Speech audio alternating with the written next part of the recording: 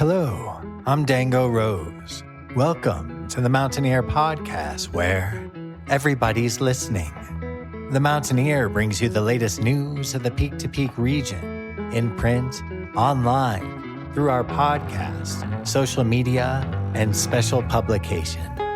Now, listen in to the latest news of the area with our local journalists.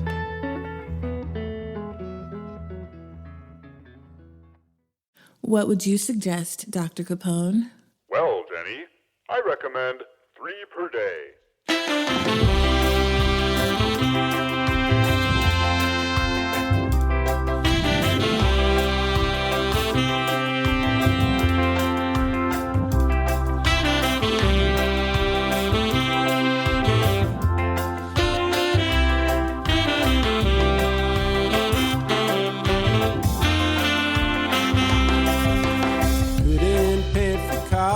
So I joined the military.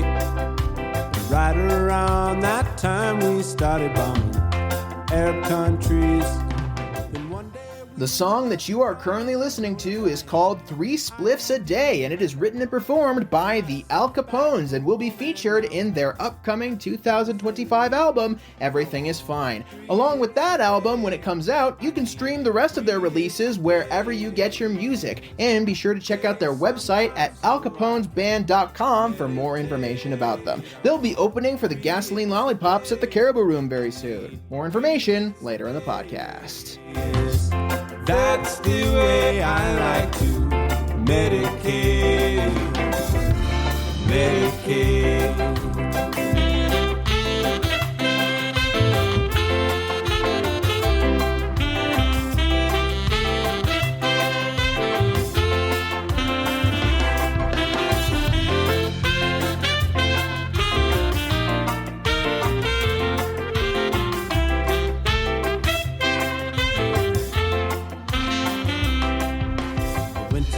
See the doctor and he tried to diagnose me.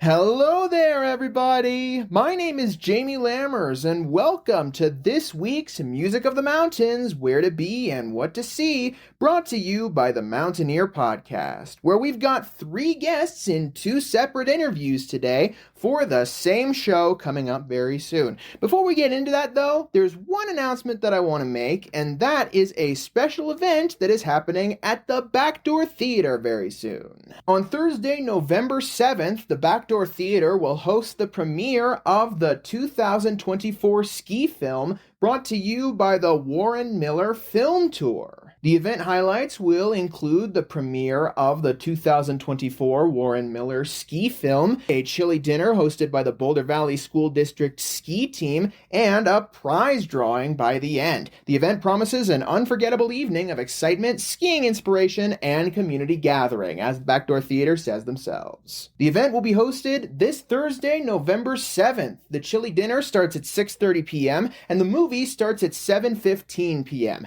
General admission tickets are $25 plus a $1 handling fee for a total of $26 for admission. If you want to attend this event at the Nederland Community Center located at 750 North Highway 72 in Nederland, then be sure to get your tickets now by going to the Backdoor Theater, that's the Backdoor, theatre.org,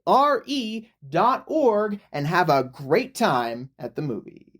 All right, I think that's all I have. Let's jump into our first interview. Our first 2 guests. Do you mind introducing yourselves real quick? Yeah, so I'm Shaun Garin, lead singer, guitar player, and band leader for the Alcapones. And I'm Sam Garin, the saxophone player in the Alcapones. And I hear that the Alcapones are coming to the Caribou Room very soon. Yep. Yeah, we're playing with the Gasoline Lollipops. It's going to be awesome. It should be fun. We haven't played with those guys in a while, but we go way back. So, Shaun, you mentioned before we even got on this interview that you wanted to bring Sam on with you too, because both of you are the remaining members from the original lineup of the Alcapones. So I'm curious, how did the band begin? So The band itself, it started kind of two ways. There was a period of time where I was living in Boulder and Sam and I had become friends and we were hanging out on my couch playing music. I had just started getting into accordion and he brought his sax over and we were just sort of jamming. We started taking those jams to the street and we were just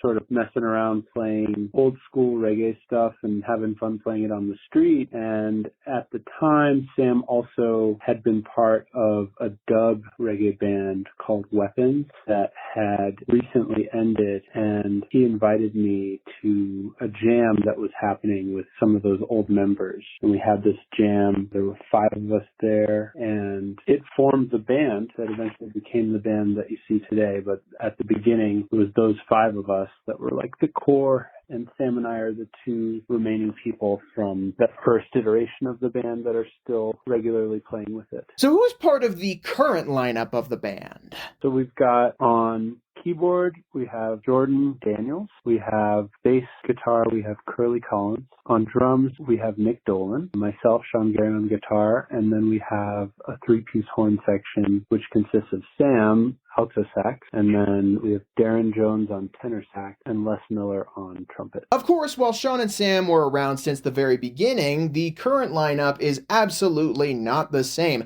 Their second album, Mountropolis, contained a completely different set of people. Shaun provided guitar and Sam provided sax for Mountropolis, but otherwise the lineup is completely different. The lineup on Mountropolis consists of Clay Bedell on bass, Jacob Edelstein on drums and percussion, Tom Buswell on trombone, Jameis Superlove on sax and clarinet, and Johannes Wigg on percussion. All of the members of the band also provided vocals except for Jacob, who only provided drums and percussion. Okay, but for you two, Shaun and Sam, the 2 that have been around for the entire run of the Alcapones, how did you get started in music before this band began? Sam, why don't you go ahead and hit that first? Oh, I've always been a band kid. My parents forced me to pick an instrument when I was 9. So they opened up a catalog full of instruments and they were like, pick one. And so I turned to the page with saxophones on it and I was like, that's the one. So I've been playing since age 9 on band programs at school, in the jazz band, marching band.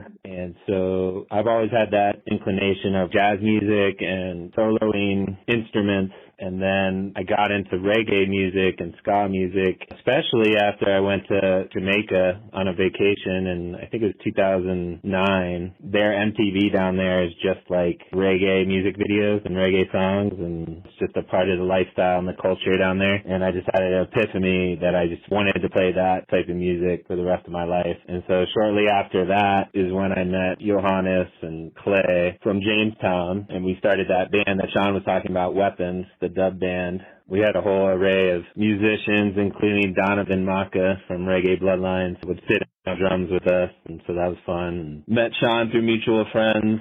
They were actually traveling across the country picking up trash, and yeah, I went over to Shaun's. We were playing on the couch. We found a mutual love for Lee Scratch Perry and the Scatolites. We started playing on Pearl Street, busking, and that's really what formed the Alcapones. But I've always been a jazz cat, and reggae and ska, it's pretty much all I want to play. Get people dancing. That's really what I see. A primary purpose of music is to get people dancing and moving their bodies and having fun. So for me, I discovered music. I started early on just tapping on my desk when I was in elementary school, just bothering everybody. And I thought for a long time I wanted to play drums. And then when I turned 13, I eventually was asked by my parents what I wanted for my birthday. And I had recently discovered the music of Jimi Hendrix. And for some reason, instead of asking for a drum set, I just felt compelled to ask for a guitar. And they got me one. Wow, that was the moment. You could have been a drummer. I could have been a drummer. Well, I do have a drum set. I did eventually get to live that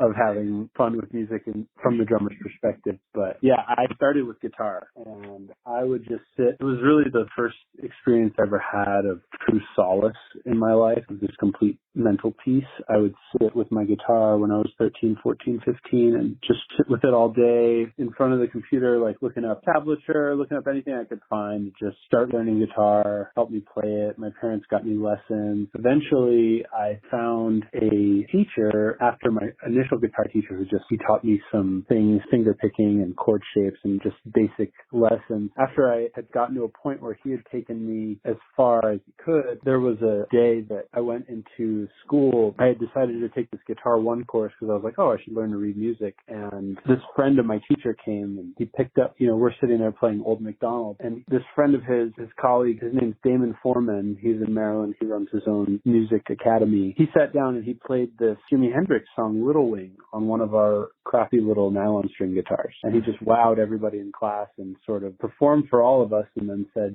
hey, if anybody in here is a little more advanced than the current iteration of what you're doing with guitar and you'd like to try out for a course, please come try out. And I went to that audition. It turned out that he was doing a small group jazz class. It was like an after high school thing. And he started teaching us jazz. He showed us videos of all these people that played music like John Coltrane and Bela Fleck and the Flecktones, exposed me to music that I'd never really heard before, and just got me to start learning jazz, start practicing scales and chords and things that I had never even thought I could do. And, explained to us that if you could play jazz, you could play anything because jazz is the hardest kind of music. So that was really where I started with music. And then for the band, so I started out listening to reggae music when I was in college and just found a love of it. Found that was the type of music that I wanted to play. And I was really just enjoying when I was in college playing along with reggae tracks because I didn't really have a band to play with at the time. So I would just hang out in my room and play guitar alongside some of my favorite music that I like to listen to, like old dub stuff like King Tubby, Lee Scratch Perry, the Scatolites, just learning sort of that repertoire. And then eventually, after I moved to Colorado and met Sam, we started doing it on our own, and it led us to where we are today. Now, of course, the name is reminiscent of the notorious American gangster and businessman,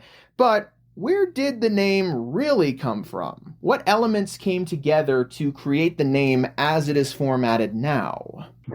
Yeah, of course. We get that question often. So that was sort of the brainchild of our original trombone player, Johannes, who also played in that band Weapons with Sam. He was driving, so the way I understand it, and Sam correct me if I'm wrong, he was driving to Fort Collins to conduct laser experiments. And he had this epiphany that he wanted to put together a project that was based around brotherhood in the style of these old bands that have the beginning of their name that you see from Jamaica, the Uniques, the Scatolites. There's so many of them. The Ethiopians. He just wanted a the band, and there's a reggae artist whose alias, I don't remember what his actual name is, you can look it up, but he goes by Dennis Alcapone, and I believe his actual name is Dennis something else, but for purposes of having a stage name, he made his name Alcapone. And so that was where Johannes got his idea for the Alcapones. He thought, that's a great band name. And we took that and started writing music that, if you listen to our music, like, we don't sound like gangsters.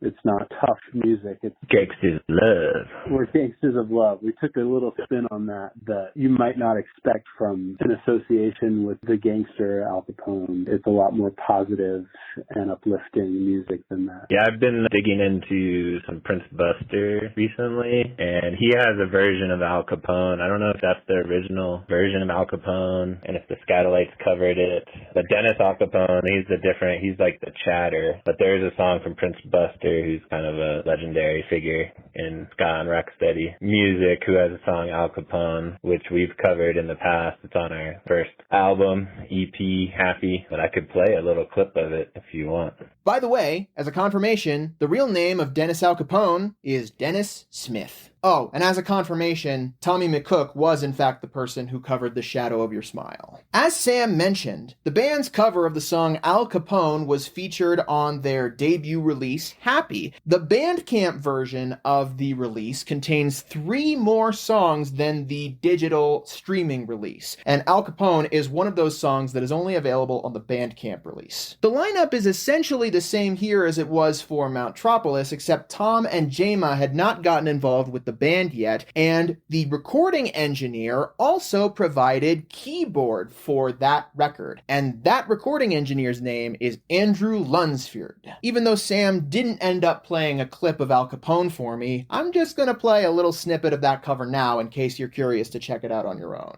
Here it is.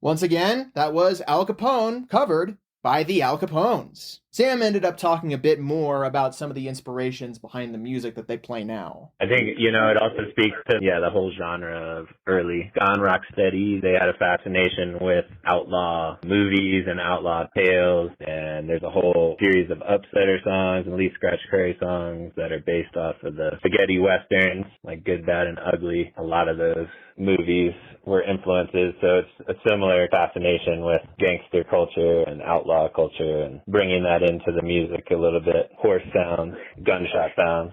So am I right in getting the sense that the Al Capones primarily perform jazz with hints of reggae and ska thrown in? Well, when you think about what ska is, you can't talk about ska without mentioning jazz because it really is Jamaican jazz. Jamaican people figured out, they cracked the code. If you look at jazz clubs, if you go to Dazzle on a given night where there's a jazz band there or concert in the park somewhere, people are playing jazz music. One thing that you will see is phenomenal musicians playing. They're playing at the highest level. It's the hardest kind of music that you can play, as I mentioned earlier. And one thing you don't really see is people dancing to it. They mostly sit and listen and enjoy it, which is cool. From a musician's perspective, I think that can make you a little nervous sometimes, at least from my own perspective, because it makes me more comfortable when I'm playing music and people are dancing along to it. But for some reason with music, the more advanced you get, the more you start to dip your toe into the waters of jazz, the less people seem to respond to it by dancing to it. But Jamaican people took music in the 1950s to invent this music called ska that we are playing today. And they found this recipe where just their imitation of it was able to take a song that had been made popular in the United States and put a very particular beat behind it and a groove that made it danceable. And so one of my favorite things about playing ska music, ska is in a sense Jamaican jazz. The band has jazz roots. But one of my favorite things about playing this music is that we're actually getting people to dance to jazz music. We're sort of tricking everybody because most of the time that you see jazz music played, people aren't dancing to it. I mean, if you listen to the jazz station that plays in Colorado, or probably most jazz stations that play around the world, you don't really hear them playing ska music, even though the closest relative to it, I would say, is jazz. I don't know why that is, but I think it's just so cool that this kind of music is something that just feels so danceable, so easy to move your body to, and also you get to still be playing music at sort of its highest level, getting to have horn players that are incredible musicians taking these solos that if they were playing in just like a jazz band, people would be sitting in their lawn chairs and applauding at the end of the solo. And you get the same solo played, with a ska beat behind it, and they're going to be dancing the entire time. They might also cheer and clap when the solo's done, but for some reason you get this. I really just feel like Jamaican people, when they invented ska music and they created their version of jazz music, they really cracked the code because they took it and they somehow made it danceable and made it open to a wider audience of people. Yeah, there's a ton of examples of songs that Shaun's talking about, of Jamaican bands taking either American or British R&B, like rockabilly songs for the 50s, 60s, 70s, 80s even. There's a Heptones cover of Suspicious Minds by Elvis. There's Blackbird singing by the Paragons. What else? I mean, you can go down some rabbit holes of finding the actual R&B song that they turned into a reggae song. So that's been a fun musical research. One of my favorites was it Tommy McCook or Roland Alfonso that did The Shadow of Your Smile, that version? Tommy McCook. Yeah, and then there's jazz songs too that they take and make reggae. And, yeah, that's like an old song from the 50s, but when I listen to the old 50s original version, I'm not moved to dance. But if I bump The Shadow of Your Smile, I probably listen to that song 100 times, And it's just an instrumental version. Instead of lyrics, you've just got a virtuoso sax player just playing the melody line of the vocals. And I can dance to that alone in my apartment, and just love it. So out of curiosity, how have you balanced originals and covers? What's your ratio of originals and covers? If we want to fill like a really long set, like it's like 3 hours long, we'll probably make it closer to like 30% covers. But for the most part, we have a lot of original material, like at least a couple hours of music if we were to throw it all into a set of just our own stuff. Yeah, about 25, 30 original songs. So is there a primary songwriter for the group? Do you guys all come together and write songs? How does the songwriting process work? So generally, it's a collaborative effort. I've traditionally been the one that figures out lyrics to things, and I might come to the band and say, here's a song, it needs a horn line, and we've like engineered it that way, and we've also kind of reverse engineered it before where Sam has a musical idea or someone has a musical idea and no lyrics or anything, and we try and figure out if the song is an instrumental or if the song has a place that I feel like it could have lyrics. I try and write lyrics for it. There have been a lot of nights so Sam and I used to live together for a number of years up in Netherlands, and there were a lot of times where him or I would have, from just going about our day, a voice memo recording of one of ourselves humming some sort of musical idea that came to our mind. And so we've taken some of those and turned them into songs. We've spent time, Sam and I, just sitting on our porch when we were living together and developing songs together. It's always been a collaborative effort. I've definitely come up with like a couple ideas for horn lines, but I've never like written one. It's always like I present an idea to the horn players and then they come up with what it's actually going to be, and we sort of refine it over time. Yeah, it's a process, but it does start with that ditty in your head that you record on the voice memo, and then we collaborate. That's when the collaboration starts. Like I may have a horn line for a chorus, but where the chords change, that might take some collaboration with Shaun, who's like, why don't we do this at the B section or C section, or have a bridge here, or what's it sound like if we hit this chord there? And so it's a process of collaborating and chiseling away until we have that full song feel and we're feeling good about it. But a lot of my horn lines just come from humming, and if it's catchy and making me dance in my home or wherever I am in the car or whatever. And usually it's over a few days or even a few weeks or months where it's like, oh, I had that line a couple months ago and something's telling me that this is going to stick in people's memories. It's going to be that earworm that people are like, oh, this is catchy, I got to dance. And then we add all the other elements, and it turns into a party. And what has stuck out to you both about being able to write songs for the group? I think that writing songs for this band, it's thing for me.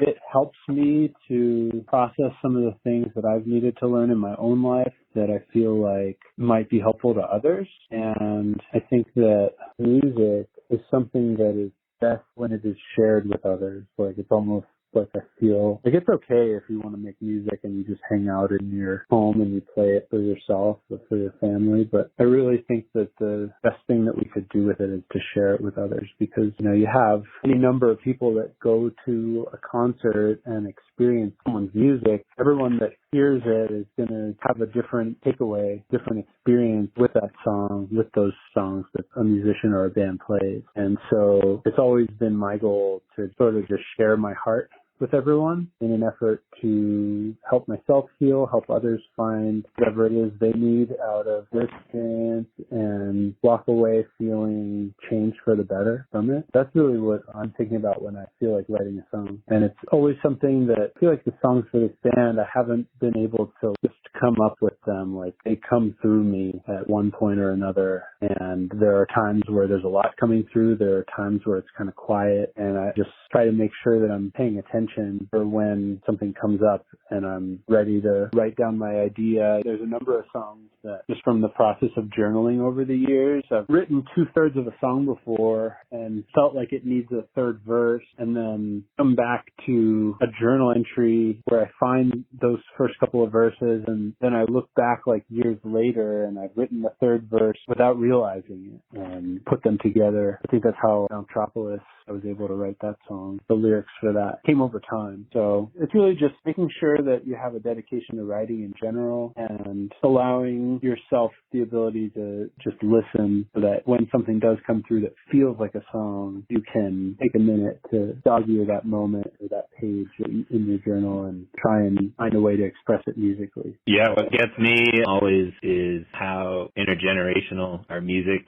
can be and can affect people. Like, we have shows where there's been little kids running around, dancing around in a circle, and then all the way up to elders, senior citizens who are just rocking out to our music just as hard, and everyone in between. And so that really makes me happy, and also bringing that happiness to the people. I think there is some wisdom and messages in Shaun's lyrics, but there's also just the sense of happiness and joy and enjoying the moment, enjoying living in the mountains. That's really what the heart of our music. And there's moments where the lyrics and the music combine for that unity of effect that just really hits me. I know it hits me at least at certain moments, but assuming others also get that feeling where the unity of the message and the melody combined for a fantastic effect on people, and whether they're young or old, big or small. And what has been so special for you about being able to share this music live with an audience and perform in front of a crowd? Playing in this band is just so much fun. It's one of the greatest pleasures I get in life, and it's tied to a lot of things for me. I get to share joy with others. That's probably just the most universal part of it. It just feels like such a privilege to have a reason like this to burn a tank of gas and go to a beautiful place to share this music, whether it's for a private event, a wedding, a venue, a small business.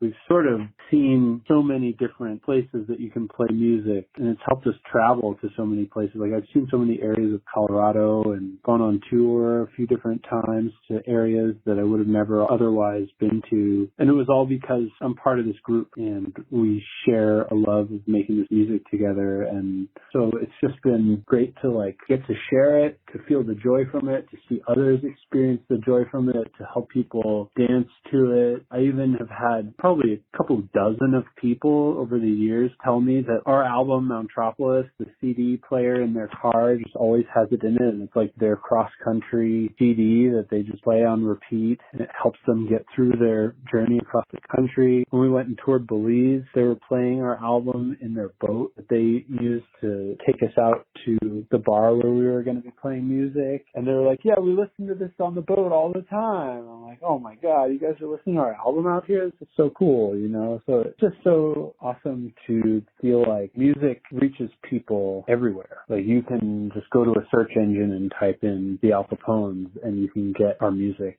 and you can hear it anywhere where you have an internet connection. And that's just one of many ways that I think it's amazing to see how music reaches people, music helps people and shares joy with others. And I think it really helps us all to heal, being able to have that, whether it's our music or anything else. Like, music is just a healing force in general for people. So I think it's important for that reason. Is there anything that you hope audience members will be able to take away from your shows when they come to see you? Well, I mean, I think every band wants the audience member to walk away feeling like, I want to see that band again, because that's what helps keep us going. Also, of course, if you want to take some merch home, we actually are going to have an album releasing really soon. The vinyl is just about done. It's going to be our first time releasing an album on vinyl. So obviously taking away some merch is also an awesome thing that we hope. But bigger than either of those things, tell your friends about us, listen to it on your own. If it's something that you love, just like you would any other band, just enjoy it. We just want you to have fun and enjoy it. Sam, is there anything you want to add to that? Bring your dancing shoes, be ready to dance. Energy moves in a cycle, and so it's reciprocal. And so whatever energy everyone gives us, we'll give back, and hopefully it'll be a whole happy family party.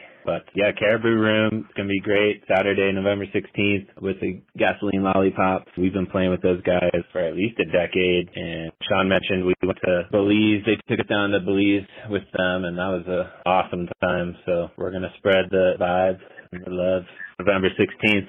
And yeah, is there anything else that we generally haven't talked about yet? I would say pretty much just the album. It's been the main focus of our second half of this year is just getting that done. So look for that in early next year, and it'll be streaming platforms too, called Everything Is Fine. Are we going to have the vinyl? Yeah, we're going to have the vinyl. The vinyl is, I just heard from the company that's pressing it. Shout out to Belu Music Press down in Cali. They should have it shipped by early November. So we might be able to even have like an early unofficial albums available at our merch booth at this upcoming show if everything goes according to schedule with their end of things. But we're doing a vinyl release of Everything Is Fine, and then streaming, right? No CDs this time. Yeah, no CDs. We're just going to have vinyl and a digital release. And that official date will be announced once we have the album in hand. So no CDs. Times are changing. We're going back to vinyl.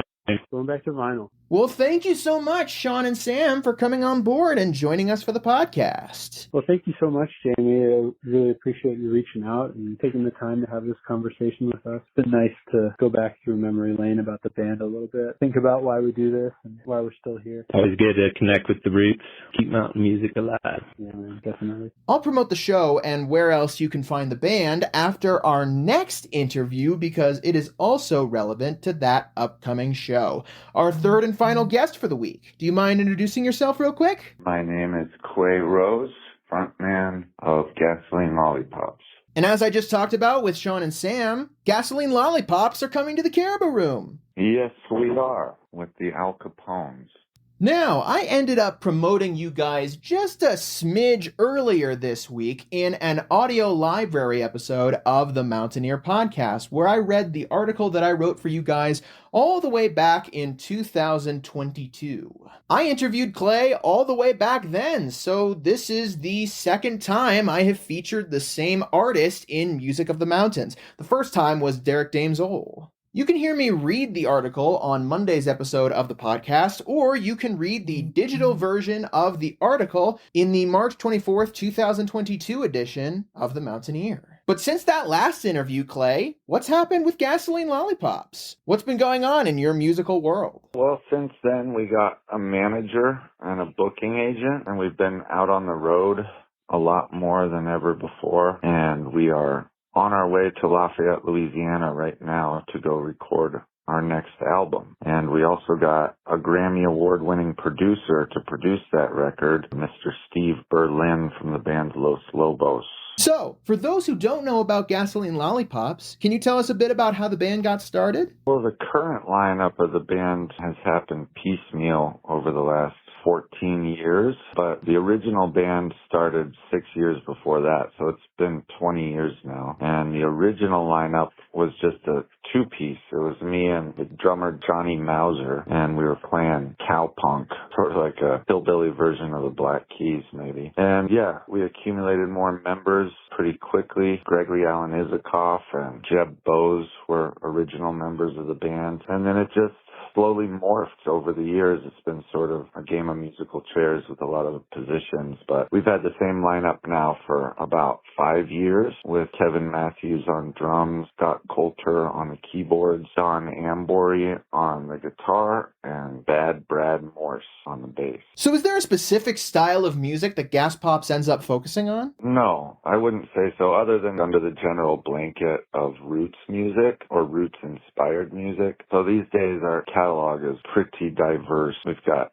ballads, and we play some soul music, we play some blues, some country, some psychedelic rock, some punk rock. So we're just all over the place. I basically just play whatever music I listen to, which is basically all music. So what's the balance for you guys between covers and originals? And who writes the songs? I write the songs, and we probably play about, 95% originals. Well, then I'm curious, Clay. How did you get started in music in the first place? What was your musical journey before Gas Pops? Yeah, I started playing bass when I was 15, and I joined a punk band, and I just figured it out on my own, and punk is a good genre to do that in, right? It's kind of based on self-taught musicians, or invented by self-taught musicians. So yeah, I started out in a punk band and started writing for that band at the age of 15. Then my dad showed me a few cowboy chords on the guitar that same year. So I started playing guitar just on my own. writing songs just for me to hear. I didn't really have any inclination of playing in front of people till I was like 18, and then I started playing open mics and getting some solo gigs, and I played solo until I was 25, and then that's when I started Gasoline Lollipops. And what has stuck out to you overall about the writing process since you started writing? Well, it's changed a lot. Like I said, it used to be a very private affair, and I was really just writing for me to hear the songs. So a lot of the songs were kind of therapy, just very introspective. And then about, 7 years ago, I got hired by Wonderbound, which is a ballet company in Denver, to write a ballet for them. And now I'm working on my 4th full-length ballet, writing for them. So that's changed my writing style quite a bit, because obviously I'm writing for fictional characters doing that, right? So that was a bit of a learning curve for me, because I need the songs to feel personal, and in order for the songs to have longevity for me, in order to keep playing them night after night, I have to have some personal connection. So at the beginning, I was writing purely for fictional characters, for a fictional story, and afterwards I just wouldn't feel very connected to the songs, so they just fall out of the repertoire. But lately I've been trying to find parallels between my life experience and the experience of the characters I'm writing for, so that they're tied to me more deeply and I can continue playing them after the ballet's over. And yeah, a lot of the songs on this new album are songs that I wrote for the ballet Sam and Delilah, which premiered last year. What's your experience been like performing with Gas Pops over the years? Do you prefer playing solo or with a group? Well, they're two totally different things, and they occupy two totally different dynamic ranges, and I have to keep my chops up with both of them, because if I get used to playing with a band, I'll forget how to play in the lower dynamics of solo and vice versa. But I really like both of them. I mean, it's very naked and exposed to be on stage without a band, so I definitely get more nervous about solo shows, and especially if I haven't played them for a while. So yeah, the camaraderie and the backup of having a band, like if I'm playing with a band and I forget a verse, I can just kind of mumble my way through it, and it gets hidden in the wall of sound, and the band will keep the song on the rails, and they'll keep it going until I can remember where we were. If I'm solo and I forget, then it's just a train wreck and the song's over, So it's a little higher stakes solo. And then especially touring. I've only done one solo tour, but that was a lonely experience. So I love having the guys with me when we're on the road. And it's just hard to play a rock concert by yourself. And that's when you're playing a rock show that's sold out and everybody's on board and the whole crowd is moving as one entity. That's a feeling you just can't get anywhere else.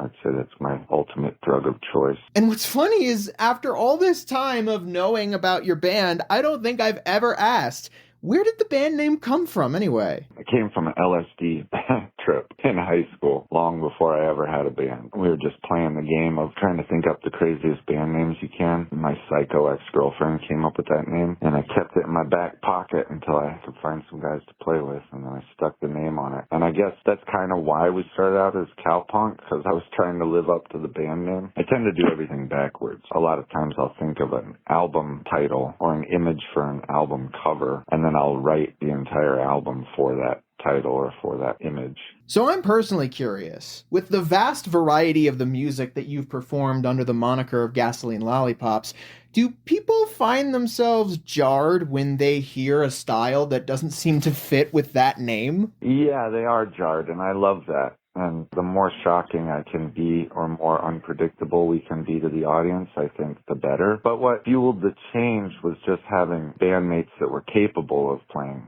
different kinds of music, and like I said, all these guys went to music school, so they're all schooled in a wide range of genres, whereas before I was just playing with a bunch of self-taught punks, so the genres were kind of limited as far as our options went. So yeah, just having the ability to explore, and even when there's genres that I really appreciate and I'm very curious about, but I don't know the first thing about how to play that music, I can just go to my band and ask them, and they can teach me really quickly, and then I'll go home and write a song in that genre. So it sounds like it's a constant process of wanting to try out a new style, not necessarily knowing where to begin, but having musical peers to go to for advice. Yeah, exactly. So it's an educational experience, really. Yeah, and it's just like, I listen to a lot of different genres, and especially soul and Motown has always been one of my favorite genres to listen to, and I just thought I would never be capable of doing that. And then Donnie, my guitar player, just showed me a few tricks on the guitar, just some different time signature feels and different strumming patterns, and all of a sudden I'm like, oh yeah,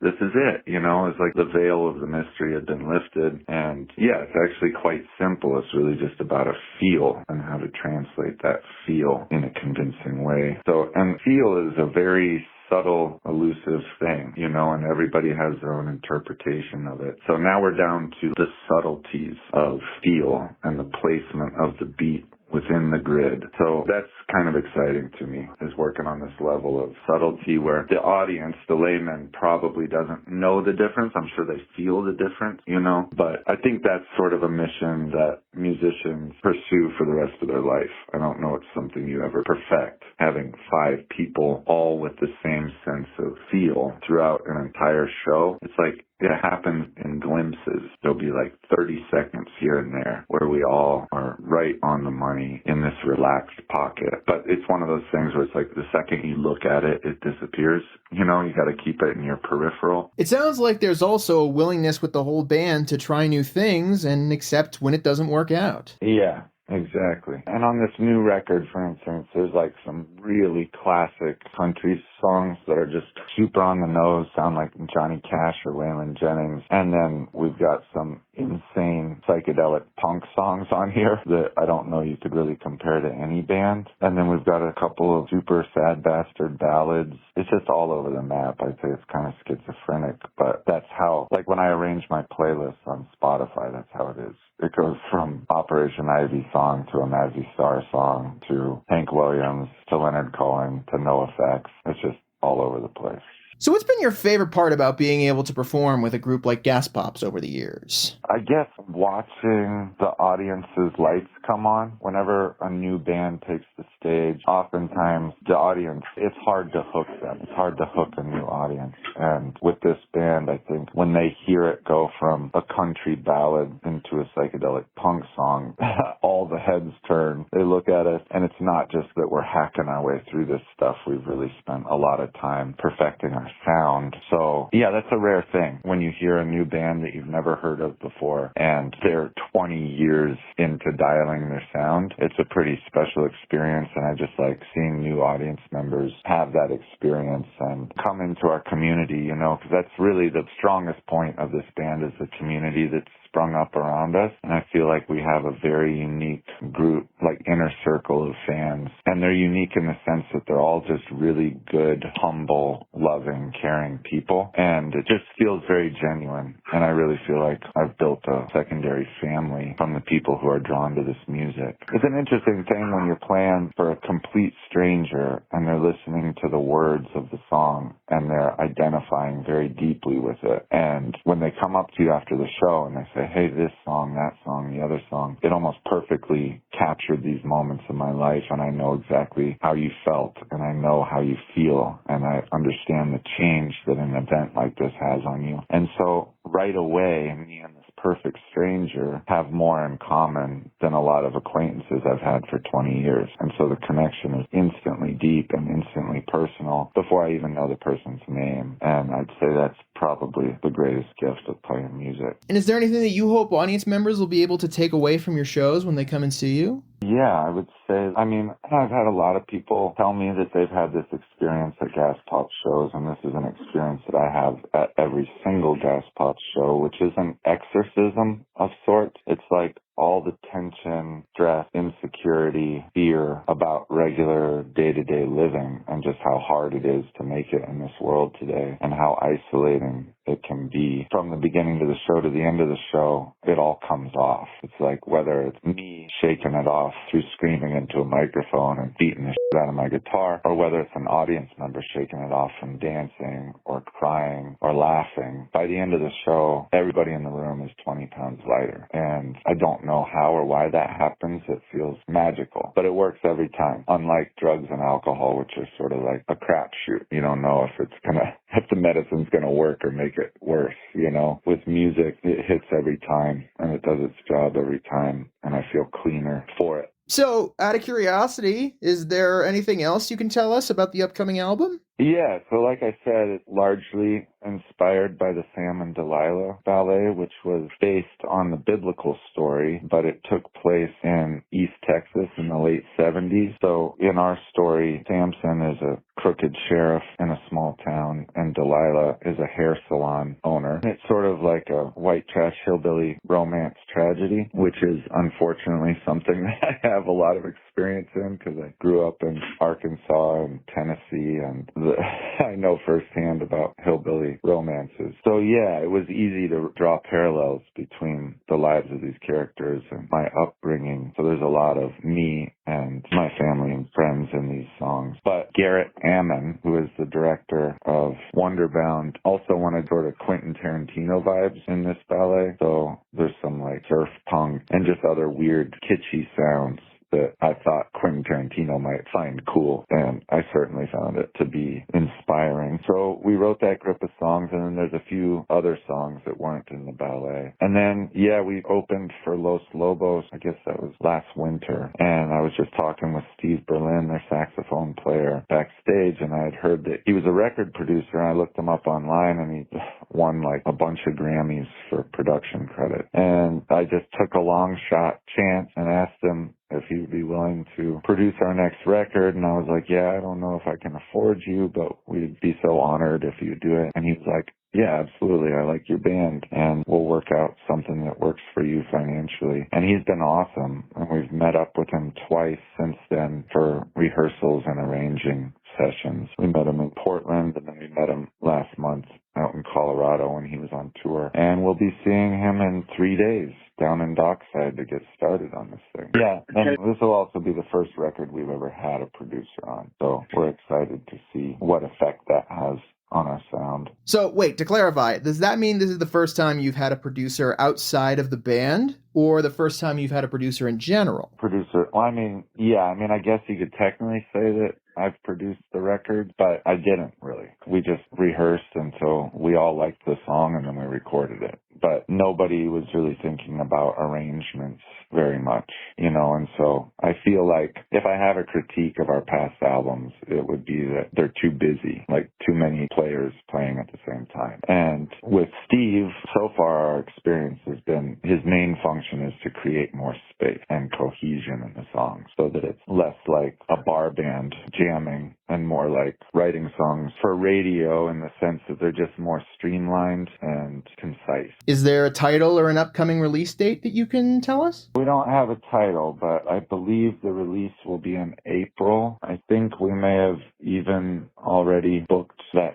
show. I'm not quite sure. Now that I have a booking agent and a manager, I don't have to think about that so much. So that's nice. Fair enough. Well, in that case, is there anything else you'd like to add about anything else coming up? I mean, the Caribou Show I'm really looking forward to because we have my favorite local band opening for us, the Alcapones. We took the Alcapones down to Belize with us a few years ago for our annual Belize Festival. And every time they open for us, I'm like exhausted by the time I get on stage because I've been dancing my ass off for their entire set. So I'm really excited for that. I'm also excited we got hired to play a show with the Cheyenne Symphony Orchestra at the end of February, and I've never played with a symphony, so I'm really excited about that and nervous. The coolest thing about this band is I think because we spread across so many genres and have so many different sounds, a lot of really unique opportunities come up for us that don't come up for most rock bands, like ballets and symphonies. And then with my solo stuff, I do songs and stories shows where half the show is just stories behind the songs, and I love doing that as well. I'm just really grateful for the diversity of the opportunities with this band. Okay, but before we go, though, I have to say, I think it's very cool that Gregory Alan Isakov was an original member of Gasoline Lollipops. I didn't realize you two were connected. Crazy. Yeah, Greg and I have been really good friends since about 2002. I met him, he was busking on the street, on Pearl Street, and we were both young, budding songwriters, and we just hit it off right away. And yeah, we were together every day for years, writing together, and he recorded on a few albums of mine, and yeah, we're still good friends. That is super cool. And by the way, when Clay mentioned Gregory near the beginning of this interview, he also mentioned Jeb Bowes, and that musician has also served as Gregory's fiddle player throughout his career. Well, thank you so much to Clay for coming on board and joining us for the podcast to promote Gasoline Lollipops at this upcoming Caribou Room show. Clay Rose has actually been on our podcast twice before. He came on board for episode 36 of the podcast back in November of 2021, and he joined us for episode 49 of the podcast for that Music of the Mountains column from March 24th, 2022 that I talked about earlier. Check out both of those previous episodes to hear more from Clay and more about Gasoline Lollipops. But of course, there's a bigger show to promote here. You can head to the Caribou Room, located at 55 Indian Peaks Drive in Nederland, on Saturday, November 16th, 2024. Doors open and dinner starts at 7 p.m., and the show starts at 8 p.m. To learn more about the Alcapones, be sure to check them out on Facebook, YouTube, and Instagram. Their Instagram is @AlcaponesBand, and you can stream their music everywhere. Their website, alcaponesband.com, was down when I initially wrote the article, but it's back up, so you can head over there to check out more from them. To learn more about Gasoline Lollipops, check them out on YouTube, Facebook, and Instagram. Their Instagram is gas_pops, and you can stream their music everywhere as well. Their website is gasolinelollipops.com. Oh, and if you're curious about the ballets that Clay Rose wrote music for, then you can check out that ballet company's website and learn more about all of their previous performances at wonderbound.com. And finally, be sure to keep an eye on both groups releasing a new album next year. The Alcapones will be releasing vinyl and digital copies of Everything Is Fine, and Gasoline Lollipops are now out of state recording their next album. Clay mentioned when the interview was originally recorded that he would be going out with the band to record in 3 days. The interview was recorded on October 25th, so that means they left on October 28th and are now currently recording for that album. So be sure to keep an eye out for it. And now for this week's Music Mentions. Head to the Gold Hill Inn, located at 41 Main Street in Gold Hill on Friday, November 8th, starting at 8 p.m. to see the Two Tracks performing live, and on Saturday, November 9th, starting at 7 p.m. to see Foggy Mountain Spaceship performing live. Also be sure to head there on Sunday, November 10th, starting at 7:30 p.m. for a very special event, a benefit for Boulder County Hospice Care, a tribute to Paul Simon. To be clear, Paul Simon will not be in attendance. Instead, this event gathers over a dozen local and regional musicians together to perform some of his legendary songs, including Bonnie and Taylor Sims, Bradley Morse of Gasoline Lollipops, Greg Shockett, Danny Schaefer,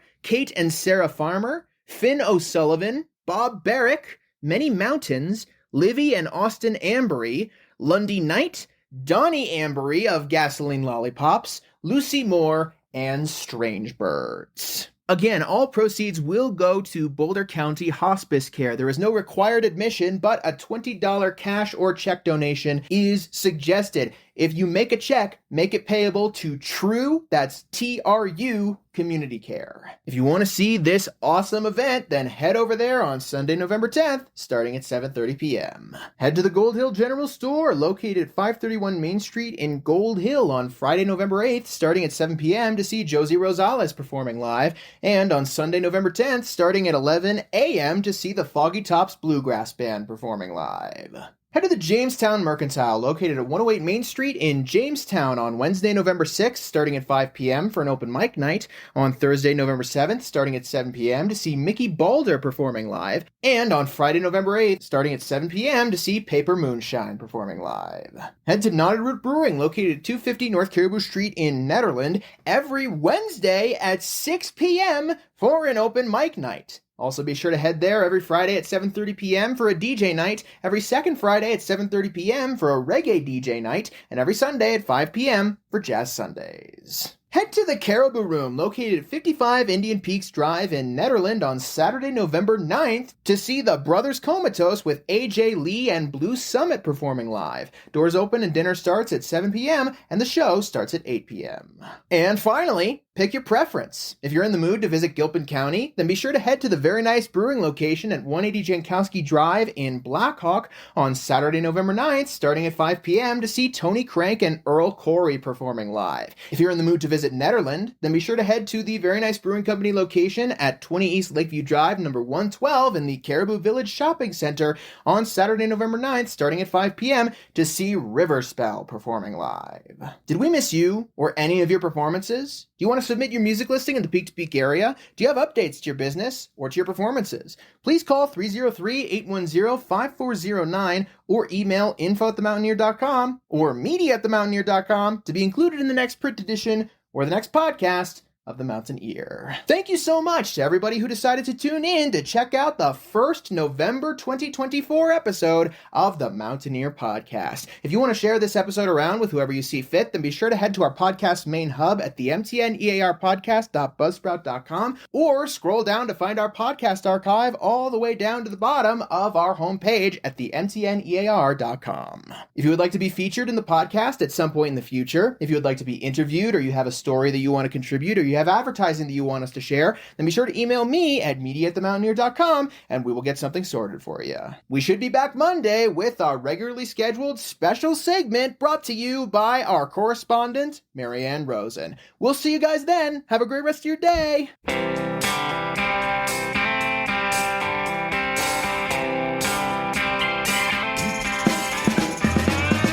Lots changed since we were young. We went from playing with loaded guns to this hole in our heart, looking for home. The song that you are currently listening to is called Flesh and Bone, and it is written and performed by Gasoline Lollipops. It's from their 2020 album, All the Misery Money Can Buy, which you can stream along with plenty more of their releases wherever you get your music. They're currently recording for their next album, which will be released sometime in 2025, so be sure to keep your eyes out for updates, particularly on their website, gasolinelollipops.com. They'll be performing at the Caribou Room right after the Alcapones on Saturday, November 16th, starting at 8 p.m. Doors open and dinner starts at 7 p.m. We'll never be grown. Hey, hey, you're just flesh and bone. We crave the comfort of the home that we broke. We'd say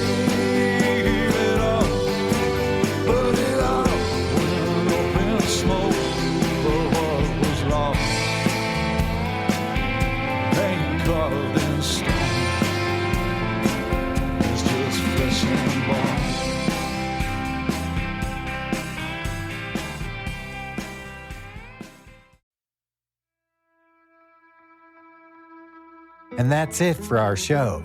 Subscribe online to get more access to more news, weekly updates to our community calendar, and a link to our YouTube channel by visiting themountaineer.com. Be sure to use the coupon code PODCAST when subscribing for a 10% discount, only available to our listeners.